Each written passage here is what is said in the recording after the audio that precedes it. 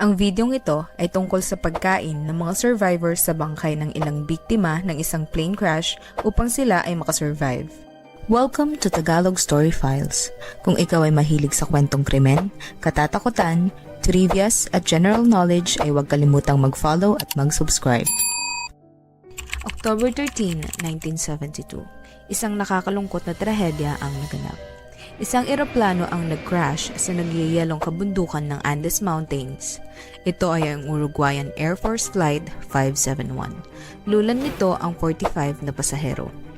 Ang nasabing eroplano ay nag-crash habang sila ay lumilipad mula sa Montevideo, Uruguay patungo sa Santiago, Chile. Sakay ng nag-crash na eroplano ang isang Uruguayan rugby team. Walang sino man ang mag-aakalang may makakaligtas sa nasabing trahedya. Kaya ang pagkakaligtas ng mga survivors ay tinawag na The Miracle of the Andes. Habang sila ay lumilipad sa ibabaw ng Andes Mountain, ang piloto ay lumiko pa north at nagsimula ng mag-descend sa Santiago, Chile. Ngunit hindi niya alam na ang peak ng bundok ay mataas pa din kung saan sila naroroon. Narealize ng piloto ang kanyang pagkakamali at pinilit pa nitong umangat muli, ngunit huli na ang lahat. Sumadsad na sila sa kabundukan ng Andes. Isa sa mga nakaligtas sa nasabing trahedya ay si Robert Canessa na noon ay isang 19-year-old medical student. Ayon sa kwento ni Robert, ang kapitan ng eroplano ay hindi nasabihan ang mga pasahero na sila ay magkakaroon ng malalang turbulence. Ang naaalala niya lang ay may nagsabi sa kanya at nagtanong kung normal lang ba na sobrang lapit nila sa bundok ng Andes. At maya-maya pa sila ay nag-crash na. At ang dahilan ng pag-crash ng eroplano ay human error. Ito ay isang crucial error ng pilot ng nasabing eroplano. Sinabi ni Robert na malakas ang impact na natanggap ng kanyang katawan. Tumama umano ang kanyang ulo sa isang bagay kaya inakala niya na iyon na ang kanyang magiging katapusan.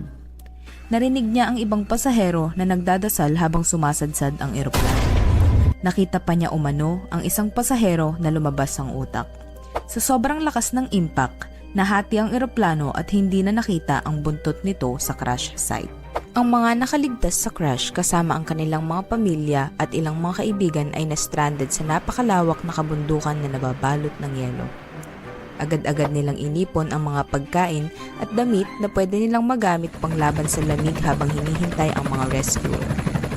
Hindi sila nawalan ng pag-asa na makikita pa sila ng mga rescuer. Gumawa din sila ng mga SOS sign para kung sakaling may dumaan na eroplano ay makita ito at sila ay ma-rescue. Ngunit ilang araw na ang dumaan ay wala pa ding mga rescuer. May ilang mga eroplanong dumaan ngunit sila ay hindi nakikita dahil sa lawak ng kabundukan at kapal ng snow. Sa 45 na sakay ng eroplano, 12 sa kanila ay nawala sa aksidente at 5 ang sumuko dahil sa lala ng injuries na natamo sa loob lamang ng ilang oras. Sa kanilang ika-17th day sa Andes Mountain, may sakuna na namang naganap. Gumuho ang yelo at ito ay rumagasa papunta sa kanila kung saan 8 ang namatay. Wala nang pagkain ang mga survivors kaya't sila'y nababahala na sila'y magugutom sa napakalamig na lugar. Para mabuhay, gumawa ng paraan ang mga survivors. Ginamit nila ang aluminum part ng eroplano upang tunawin ang snow para makagawa ng inumin.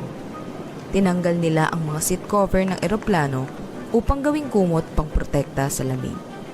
Ginamit din nila ang mga bakal sa upuan ng eroplano upang gumawa ng snowshoes para mas mapadali ang paglalakad nila dito. Ginawa din nilang shelter ang natirang bahagi ng eroplano at ginamit nilang pangharang ang mga maleta upang hindi pumasok ang malamig na hangin. Gumawa din sila ng sunglasses gamit ang plastic na galing sa pilot's cabin. At para sa mga survivors na may broken legs, gumawa sila ng duyan gamit ang mga materyales sa airplane's kitchen. Umiihi din sila sa rugby ball dahil kung gagawin nila ito sa labas ay magpi-freeze ang kanilang mga ihi. Si Roberto ang naging tagapag-alaga ng mga injured survivors. Kinuha niya din ang responsibilidad na pagtatapon ng bangkay dahil hindi ito kayang gawin ng iba. Makalipas ang 9 na araw pagkatapos ng trahedya, naubos na ang kanilang pagkain. Wala silang makita na kahit anong source of food dahil walang mga tanim o hayop na nasa paligid. Kaya't makalipas lang ang ilang araw, lahat sila ay nakaramdam ng gutom. Alam nila na kapag hindi sila nakakain ay bababa ang chance na sila ay makakasurvive. Dahil sa sobrang lamig ng lugar, alam ng mga survivors na nakapreserve ang mga bangkay ng namatay nilang kasamahan dahil ito ay nakabaon sa yelo. Hindi nagtagal ay narealize nila na ito na lang ang tanging option para hindi sila mamatay sa gutom. Marami ang hindi pumayag. Ang iba ay nagdasal sa Diyos at humingi ng guidance kung kakainin ba nila o hindi ang mga bangkay na kanilang kasamahan. Maraming talakayan ang naganap, ngunit sa huli na naigang gutom ng mga survivors. Bilang isang medical student, alam ni Roberto na ang katawan ng tao ay naglalaman ng proteins at fats. Alam niyang mapapawi nito ang gutom ng mga survivors kaya't hindi na siya nagdalawang isip. Siya na ang unang humiwa sa mga bangkay pero ito ay isang malaking pagsubok para sa kanya. Ginamit niya ang matalim na piraso ng glass upang hiwain ang bangkay. Kada isang survivors ay kumuha ng isang piraso. Pinilit nilang kainin ito para makasurvive. Ngunit merong isang survivor na hindi ito masikmurang kainin, ito ay si Coche Incharte. Ngunit makalipas ang ilang araw, wala na siyang nagawa kundi kainin ito dahil sa sobrang gutom. Technically speaking, hindi cannibalism ang ginawa ng mga survivors. Ang ginawa nila ay tinatawag na anthropophagy. Sa kabila ng lahat, alam nilang hindi tama ang kanilang ginawa at kinonsider nila ito bilang sacred act. Sa 10 bangkay na meron sila, 3 dito ay naubos nila kaagad. Ang mga bangkay na ito ay ang ina at kapatid ni Fernando Parrado at pamangkin ni Javier Methel.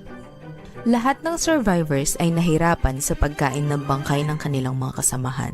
Sabi ni Roberto, kung babaliktarin man ang pangyayari, gugustuhin nilang gamitin sila bilang pagkain ng mga survivors upang hindi sila mamatay sa gutom. Nagkasundo ang lahat at nangako sila na kung sino man sa kanila ang mamamatay ay willing silang i-donate ang kanilang katawan upang kainin ng mga survivors. Kahit sila ay na-stranded, gumawa sila ng paraan upang makasagap ng balita. Gumamit sila ng transistor radio para makakuha ng balita tungkol sa paghahanap sa kanila. Pero noong October 23, 1972, nakarinig sila ng napakalungkot na balita. Pagkatapos ng mahigit 100 attempts na rescue operation, pinatigil ng mga otoridad ang paghahanap. Matapos marinig ang balita, naisip ni Roberto Cañasa, Nando Parrado at Antonio Vincenten na humanap ng rescue sa taas ng Andes Mountain. Ngunit pagdating nila sa taas, nakita nila na napakalayo pa ng ligtas na lugar. Kaya't pinabalik nila si Antonio sa kanilang mga kasamahan upang mapagkasya ni Roberto at Nando ang pagkain na kanilang daladala habang pinagpapatuloy ang paglalakbay. Makalipas ang 10 araw ng paglalakad, narating nila ang lugar kung saang meron mga halaman at tubig. Nakaramdam sila ng pag-asa na sila ay makakaligtas na makalipas ang 70 days simula ng trahedya.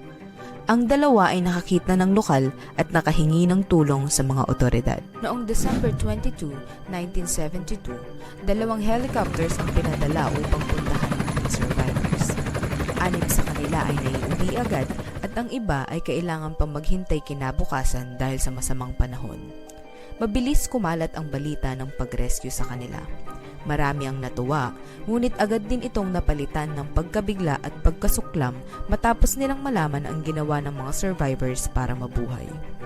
Ikinwento ng mga survivors ang lahat ng hirap na kanilang pinagdaanan at ang pagsisisi nila sa mga ginawa.